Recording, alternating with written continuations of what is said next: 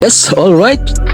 What's up YouTube? Ayun, magandang gabi po sa inyo dyan at magandang umaga, tanghali at gabi kung saan man kayong sulok ng mundo. Ayun. Ang video na to hati-lating kay Ders TV na naman tayo.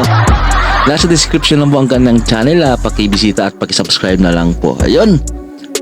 Kung kayo po ay bago sa ating channel, inimbitahan ko po kayong i-subscribe ang ating channel, paki-like, comment at pahit na rin sa ating notification bell para ma-update kayo sa ating mga bagong ina-upload. Ayun guys, maraming salamat sa ating mga bagong subscriber, bagong pasok sa ating channel. Thank you very much. Ayun. Wala na ba tayong patumig-tumig pa? Silipin na natin ito, baka masilip pa ito ng iba. Ay!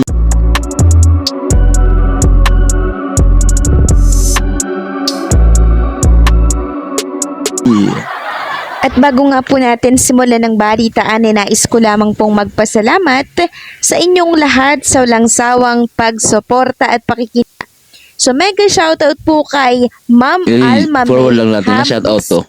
noong Malyari Mascareñas. Shoutout po. Simulan na po natin ang balitaan na tunahin nating pag-usapan ng tungkol sa trending ngayong araw sa Twitter na ngayon ay X. Walang iba kundi po ang isang host ng E80 na miss na po ng marami at gustong makita sa E80. Walang iba kundi po si Miss Min Mendoza, no?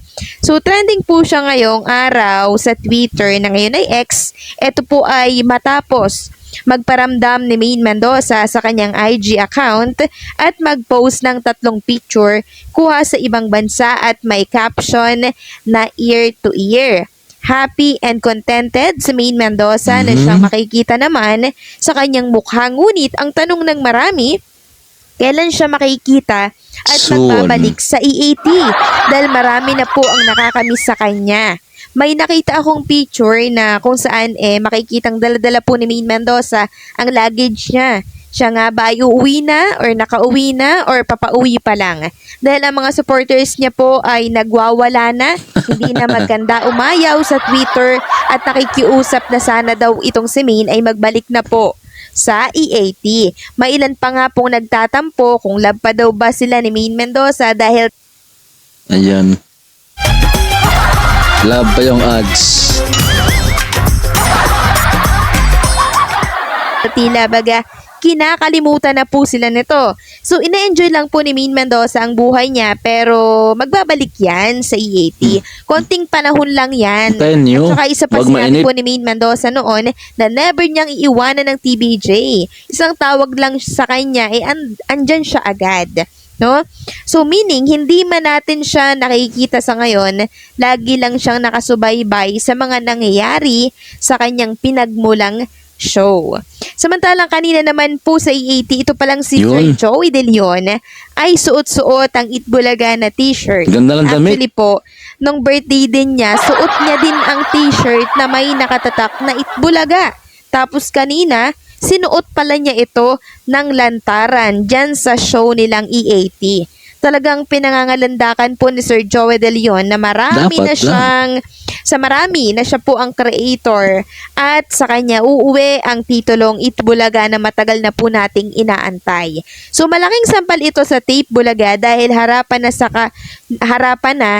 na talagang pinapamukha po ni Sir Joey De Leon ang katotohanan.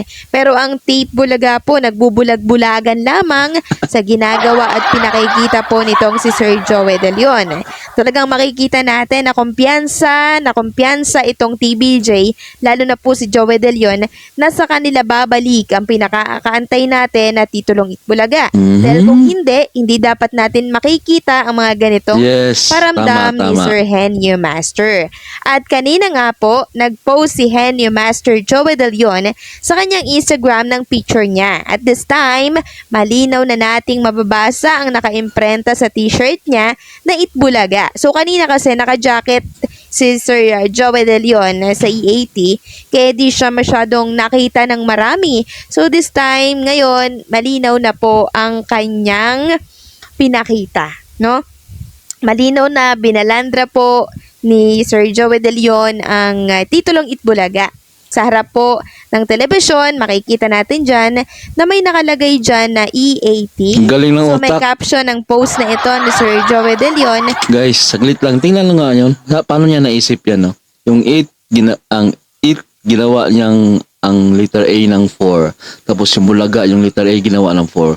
44, di ba? 44 years na sila, tama ba? Grabe, ang taba ng utak ni Master Henyo. Diyos mo. Tuloy na natin. Nang ganito, so basahin natin syempre. Sabi dito, EAT, ito ang Trolls. Trolls, television, real, original, legit, lunchtime show. Tapos may mga balloon pa, no? So, triple tama pala ito para po sa mga trolls na laging pinapatamaan siya at hinahanapan ng butas ang isang Henyo Master na siyang binigyan ulit ni Sir Joey ang trolls ng meaning pero maganda naman this time, no? So, isa pa po ang Itbulaga, no, na talaga namang triple yung tama sa mga bashers.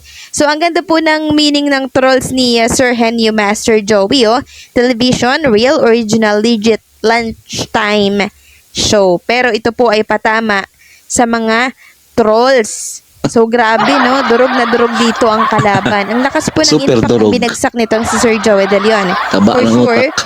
mag-re-react na naman po ang kalaban nito. Ay, always. Patama nitong si Henyo Master Joey De Leon. Always yan. Ikaw ba naman ang isuot mo yung Itbulaga, no? Tapos may nakasulat pa dyan na Joey. Ganda pa. Joey, yun po yung pirma niya. Joey, ayan po, makikita po ninyo yung pirma ni Henyo Master Joey. Nilagyan niya na po ng pirma ang titulong Itbulaga, no? So, napakagandang tingnan, napakagandang pakinggan sa tenga. Itbulaga, tapos may pirma ni Henyo Master Joey De Leon.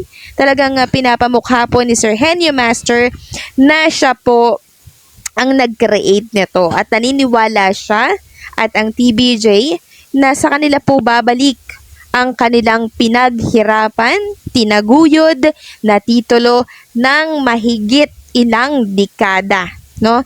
So, grabe, no? Basag na basag po sila dyan, no? Itbulaga. Tapos makikita dyan yung 44 years. Galing nga Which is ngayong taon kasi 44 years na po silang talino talaga ni Sir Joey De Leon, no? Super talino. Talaga. Naging 4 yung A doon. Tapos sa Bulaga, naging 4 ulit.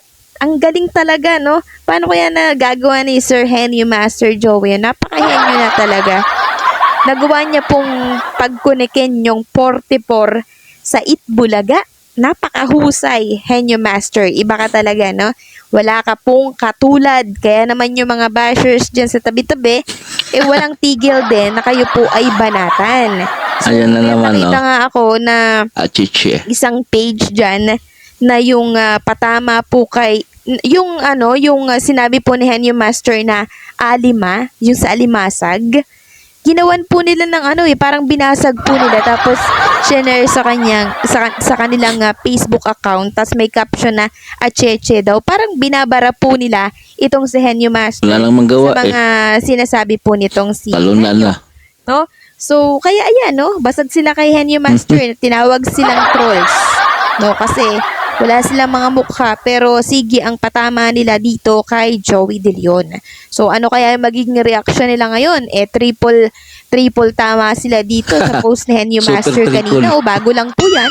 Kahit check nyo po yan sa Instagram. Yan po ang nakapost kay Henyo Master Joey De Leon na Instagram. So, ano po ang masasabi ninyo sa update na ito? Ayan, ito na namang panibagong reaction video ang ating natapos. Silyado na at pirmado na ang damit na Itbulaga. Ayun, yan pala yung pirmado. Kalay. Maganda rin, maganda. Mataba rin utak ni Master Henyo. Super taba. Ayun, at kung kayo pala ay bago sa ating channel, inimbitahan ko po kayong subscribe ng ating channel, paki-like, comment at pahit rin sa ating notification bell para ma-update kayo sa ating mga bagong ina-upload. Ayun guys, hanggang dito na lang po ang ating reaction video. Ingat po kayo, and God bless. Hanggang sa muli, babush.